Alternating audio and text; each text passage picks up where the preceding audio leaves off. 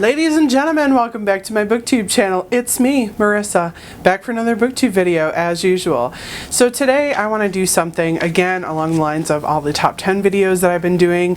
These are not necessarily books from 2019, but these are the top 10 books that I hate, or at least dislike enough to have gotten rid of already. So throughout the video I will go ahead and throw the pictures up on the screen for you guys to see. The first book that I want to talk about is the Pax Arcana series, and that is by Elliott James. Those books were about a guy, his name is John Charming, and he is like a Templar knight who not just fights for religion, but fights against like magical creatures, and basically he's like a magical creature exterminator kind of deal.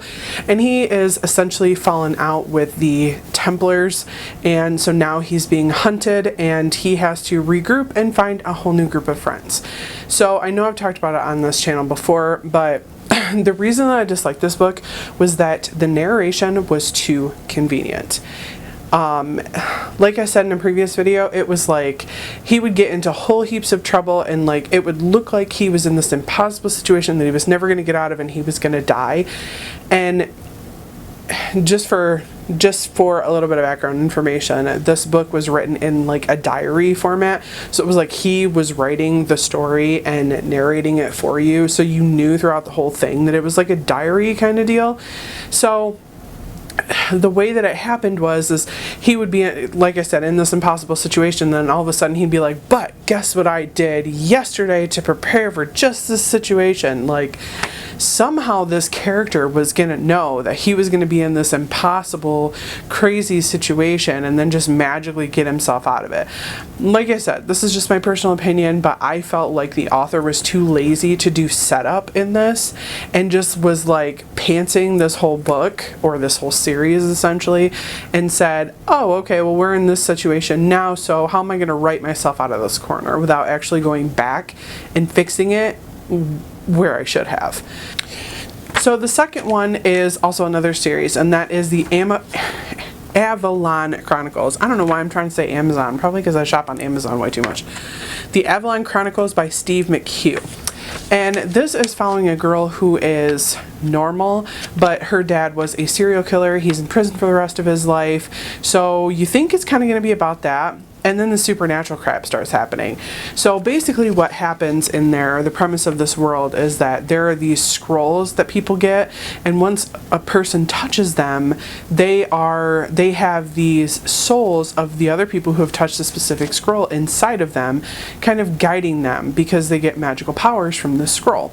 And then they also have this demon inside of them that they have to kind of come to terms with, and the demon kind of allows that person to like Hulk out, I guess you could say, and just basically like incinerate everything around them. And so the whole premise of this is, it's one of those I'm not like other girls stories, because everyone else can't really control their demons except for her. Somehow she magically like comes up with a way to come to terms with this demon, and it's like cringy eye roll throughout the whole thing. So anyway, one of my major problems with it is just boring. It's just so boring. Like everything she is going through in this book, it's like it's been there, done that. Nothing's new, nothing's interesting. She's just a very blasé character. It's like, you know, these two secret sects of magic are fighting for dominance, and you know, one sect wants to take over the world and the other sect just wants to live peacefully with humans. So it's just like a been there, done that kind of thing. The books were really short, and by the time I got to the second one, I was just done with it, over it. So the third one is an actual book, and this was Christopher's Diary, The Secrets of Foxworth by V.C. Andrews. And if you don't know, there was a series that V.C. Andrews wrote called Flowers in the Attic, and this was quite a while ago because I read it when I was a kid. They are fucked up books, I'm just gonna say. Basically this mom ends up moving her and her two children back in with her parents, but her father doesn't want her to have had kids. So basically the mother and the grandmother hide these kids in the attic, and they live up there for years and years and years, and they're never let out. They can't be too loud, they're barely fed anything, and basically the brother and the sister end up in an incestuous relationship. Yeah, talk about fucked up. But so this book follows a girl that finds a diary from the brother that was in the old house, and she starts reading it and like getting his point of view on things, and you kind of learn a little bit more about the parents' backstory and about how the mother ended up, you know, having to move back in with her parents, like what happened that led up to it, which was kind of interesting. But the whole time you're watching this girl reading this diary, and it's like building up and building up and building up and building up, and you think there's going to be a revelation, and then it's just like at the end it's like nothing. It just flatlines. Oh my god, I was so mad. I literally read this book all in one night. That's how engrossing it was at first, and then the ending just completely killed it. I mean, and the book went from focusing on this girl reading this diary and like really connecting with these kids to like then having her own romance at the end, and it's like, what? Wait a fucking minute here. Hold on. How did we go from focusing on this diary and connecting it to her life to this romantic relationship? It's just way too weird. Way too weird. So, yeah, definitely was not happy with that one. So the next one is probably going to be an unpopular opinion. Sorry. City of Fallen Angels, which is book number 4 in the Mortal Instruments series by Cassandra Clare. And this was one of those books that is the typical middle of the series books. It's a lag. Then nothing happens in it. It's just boring. Like, that's really the only reason it's on this list, is because it was boring. There was just nothing. Like, you could have cut that whole book out and just had 5 books in the series and it would have been great, you know. That's just, I mean, that's pretty normal for a series, I guess. But it's just a filler book, and it annoys me because, like, what was the point? So the next one is, this one's been a booktube darling for like the last year or so, and that is Wilder Girls by Rory Power. And I know that a lot of people loved this book. I, however, did not. Not a big fan of the gross body blech that happens in there.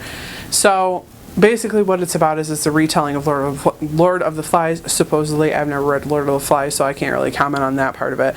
But these girls are at a boarding school, and it's on this remote island, and all of a sudden they start developing these nasty body modifications, like sores on the tongue and people growing extra spines and extra organs and just things protruding and pus and ugh, yuck.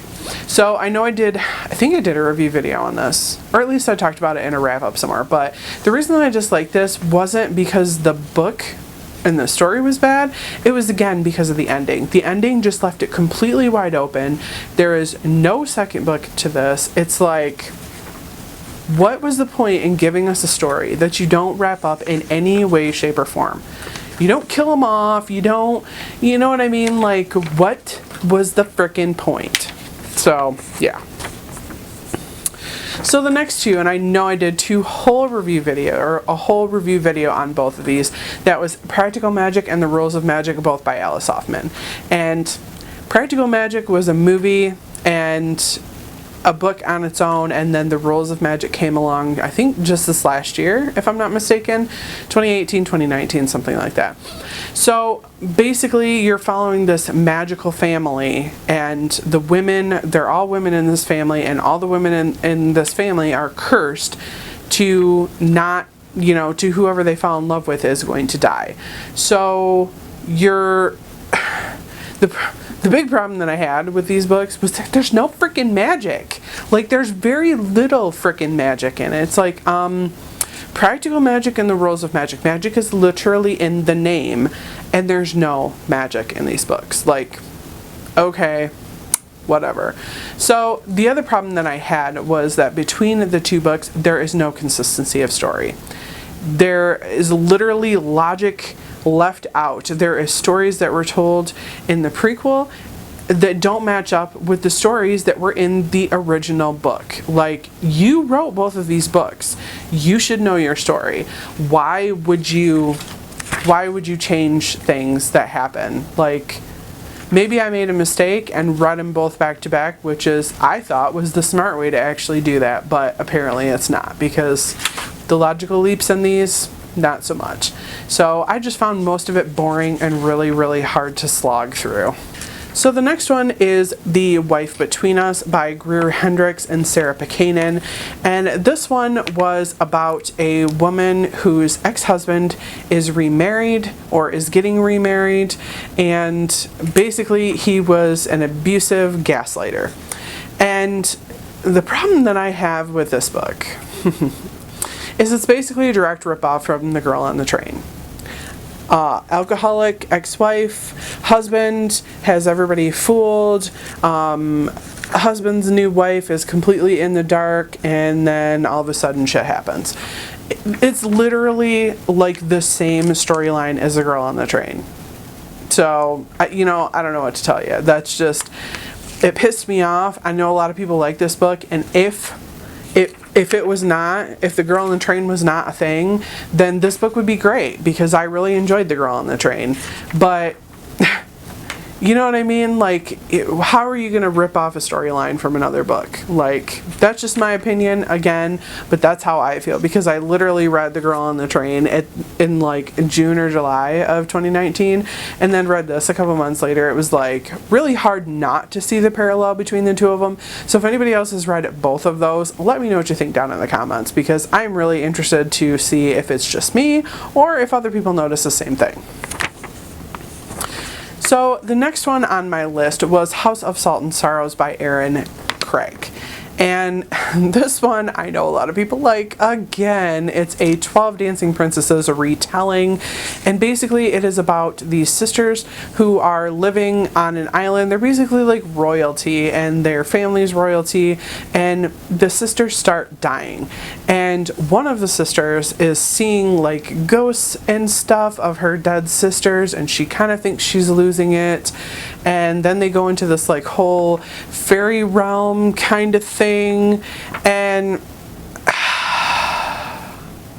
yeah, one of the reasons I hated it was because there is insta-love. Oh, insta-love so hard. Like, the main girl falls in love with some guy she literally barely freaking knows. I mean, he just breathes in her direction, and she's like, oh my god, I love you so much. And I'm like, what the, really? Come on, you're a friggin' teenager, get over it. Yeah, anyway, so that was one of the main reasons I didn't like it. The other one is because a lot of the things that happened, there was no resolution to, there was no explanation, there was no good logic for why a lot of the plot points happened the way they did. So I was just left like, okay. Again, I've never read 12 Dancing Princesses. I had literally never even heard of it. So maybe somebody who actually read the original would get more out of this book than I did. But as for me, didn't like it.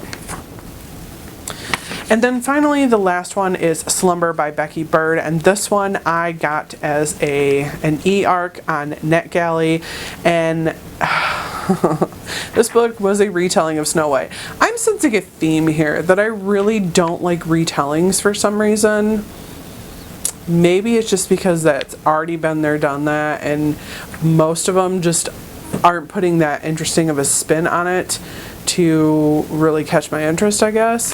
So anyway, it is a Sleeping Beauty retelling, and basically it's kind of like a gender swap thing. I mean, there's a prince, and he's going after Sleeping Beauty, the princess, and then there is this chick who's kind of like the town badass that he ends up tagging along with, and it's got a couple of clueless airheads in it, like, you know, the old Disney, oh my god, what am I gonna do kind of deal, it was kind of funny, because the other characters were like, what the fuck is wrong with you? But there was a lot of spelling errors, grammatical errors, there was a lot of like logical things that just didn't make sense in there, and I was like, I actually made quite a few notes, and I was going to send them to the publisher, and then there was like nowhere to do that, so I was like, whatever. Publish your book, I'm not going to buy it at this point, because it just didn't hold my interest long enough, to be perfectly honest. It was just kind of cheesy. Like, if you were going to write a story like that, why even make it Sleeping Beauty? Just write a whole nother story and like make it something different. So yeah, so those were the top 10 books that I did not like, period. And I will probably at some point be redoing this as I get more books to add to this list and take some of these out. So we'll have to see, maybe in another year or so. Anyway, you guys let me know down in the comments below what your least favorite books are. Have you read any of these books? Do you disagree with me? Hey, let's have some friendly discourse. I'm always down for that. So anyway, until next time, I will see you guys later. Bye-bye. Thank you so much for watching my video. I upload every Wednesday and Saturday, and I would really love it if you would like, comment, and subscribe my videos. Have a great day.